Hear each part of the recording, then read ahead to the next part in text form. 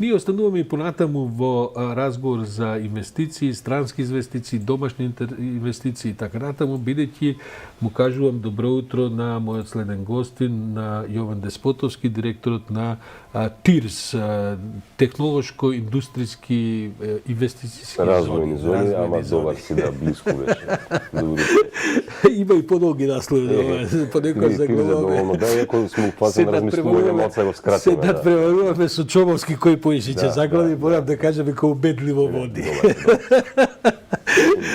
Деспотовски, добро утро на утрински брифинг. Вчера имавте еден брифинг и кога правите брифинзи не доаѓате на утрински брифинг, него така попладнички си правите брифинзи, оти веројатно ви е позгодно становењето. Беше, да, новинарите и појадок добија, можеш да провериш со колегите, така да утрински беше тој. Добро, баш ми е драго, во кој што брифиравте за тоа дека до кај сте со инвестициите и што се очекува. Ајде јас да не прераскажувам, бидејќи ја имам информацијата, кажете ни што беа поентите од сега тој брифинг. Брифингот беше имаше пресконференција председателот на владата и министерот за финансии вторникот.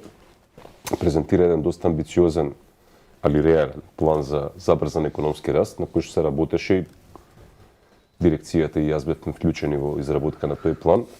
Во изминативе, па би кажал, добри 6 месеци, може да и повеќе. Планот предвидува вкупен обем инвестиции во наредниве 4, односно 5 години до 2026 од 12 милиарди евра. Добро, тоа да вистина звучи, како да кажем, онака предизборна амбициозно. Не станува збор за предизборно или за изборно, бидејќи апропо и дилемата, односно и реално е да имаме одредена скепса кога зборуваме за големи цифри, бидејќи за жал не сме научени оваа држава да се амбицираме да размислуваме на крупно.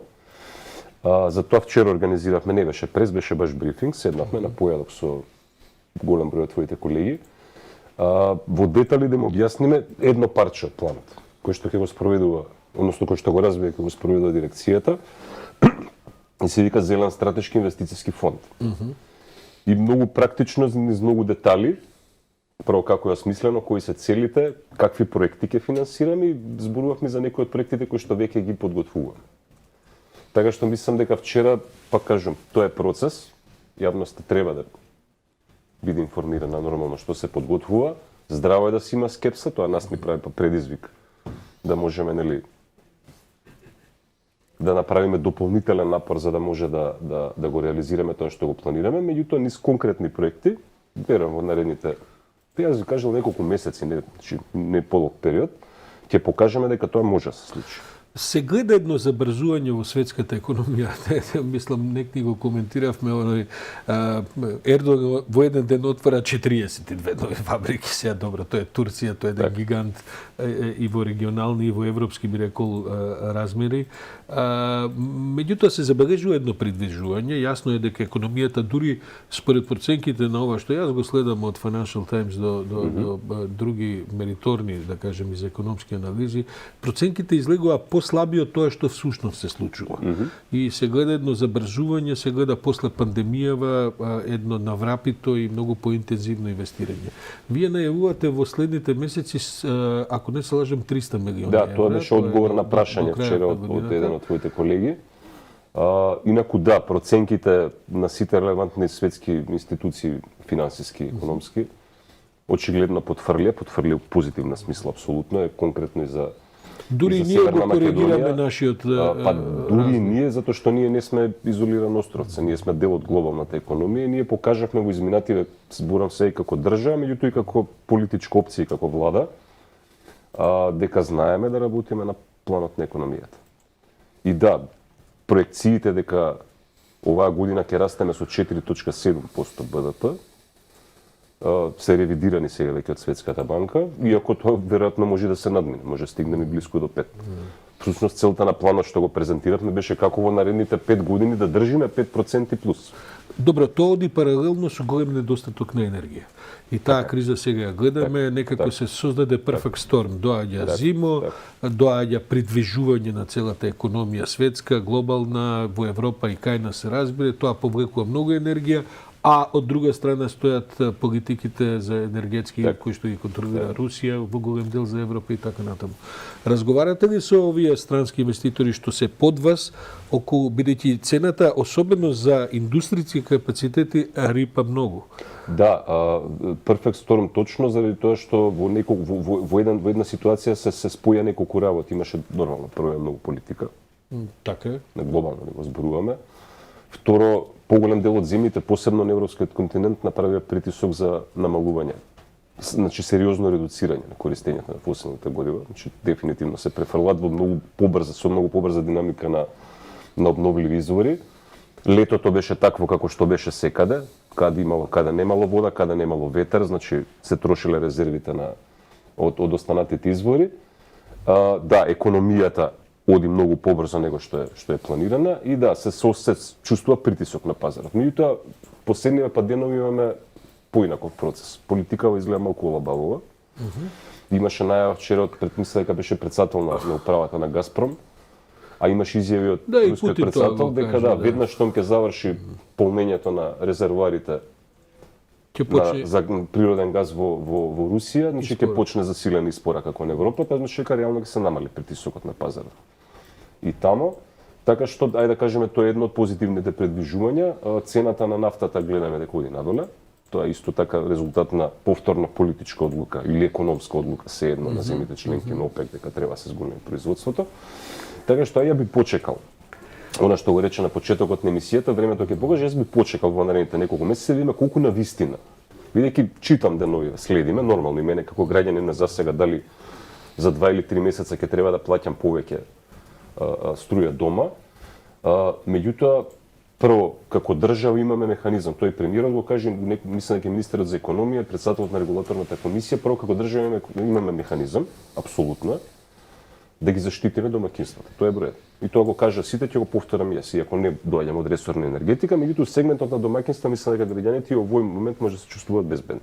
Има ли опасност во сегментот на инвестиции, особено странски? Да, од аспект на економијата, да, треба да ја следиме состојбата, меѓутоа треба да имаме предвид исто така дека станува збори за големи капацитети, кои што реално на одреден период и можат да издржат одреден притисок на пазарот на енергија, имајќи предвид, ова е многу важно, дека и премиерот во вторникот, а и дел од целиот овој план кој што го зборуваме за забрзан економски раст, значи многу значајна компонента се инвестициите во енергетиката. И тоа токму во обновливите извори. Добро, тоа го знаеме. Да, тоа значи дека во догледен период ние може да сметаме. Да, ама тоа е навистина во догледен период. Да, нема ништо да биде за месеци. Многу е важно заради тоа што ме праша како со инвеститорите кои се веќе тука. Да, значи, го калкулираат тоа во своите... Да. Значи, бидејќи никој не работи од денеска за утре или од денеска за 3 месеци или 6 месеци. Повторно кажам, големи капацитети кои што реално имаат можност, ги гледаме бројките, секако повторно кажам, дури за економијата, посебно за домашната, имаме механизми како да помогнеме во тој сегмент, така што ајде да видиме што реално ќе се случува, дали на вистина притисокот ќе остане или како ќе дое пролетта, веројатно ќе олабави. И понатамо да видиме во кој период колку, бидејќи повторно кажам, во догледно време, че догледно време не се 10 години, догледно време се наредните година до 2. Ние реално ќе имаме. Следната голема тема која што е паралелно со оваа е врзана со неа, а сега и заради овој собир во Глазгов да вистина доаѓа во врвот на интересот. Јован, се разбира, разговараме за загадувањето и така натаму. Ние забележуваме како медиуми дека порано се говореше за екологијата и за воопшто за тој вид на проблеми за човековата околина, само кога ќе имаш инциденти, па тие теми се пробиваат на насловните страни што се вели на портали, во вестници и така натаму заради некаков инцидент. Сега е тоа веќе леги артис тема во која што си ја добива апсолутно потребното внимание. Јас знам дека кога ние во медиумиве што јас ги водам, ги планираме темите, тоа е една од практично редовните теми. Има ли сериозни загадувачи во странските инвестицијски зони, кои што на што е тоа резултат? Такви индустрии ни доаѓаат или вие имате одредена политика во однос на тоа? Има одредени политики и правила кои што реално се почитуваат, значи и се грижиме да се почитуваат, така што не, во моментот не гледам некаков сериозен ризик од аспект на постојните капацитети. Од аспект на оно што го планираме, да кажем, оно што не го планираме, него веќе го разговараме или го договараме, спомена и самиот, јас и најавив и вчера на одговор на новинарско прашање дека до крајот на годината очекувам да заклучиме и договори и разговори во вредност од барем 300 милиони евра, што е навистина респектабилна бројка. Јас дури поставив и цел до крајот на овој мандат, значи до 2024 година, нивото на странски инвестиции во рамки на зоните да го удвоиме. Тоа значи, ако изминатите 10 години сме имали 1 милиарда, во овие 4 години, односно 3, да достигнеме уште 1 милиарда. И тоа е достижно.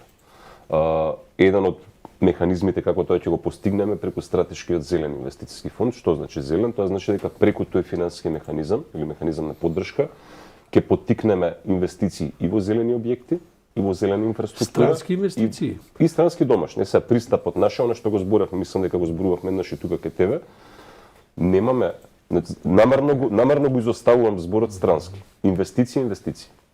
Странско и домашно кај нас. Добро, тоа на крајот од криштата го плаќаме ние, граѓаните, бидејќи сите фондови што ги прави државата за подкрепа и така натаму. Па тоа сакам да прашам. Тоа сакам да прашам. Значи овој пат не е случај со таква.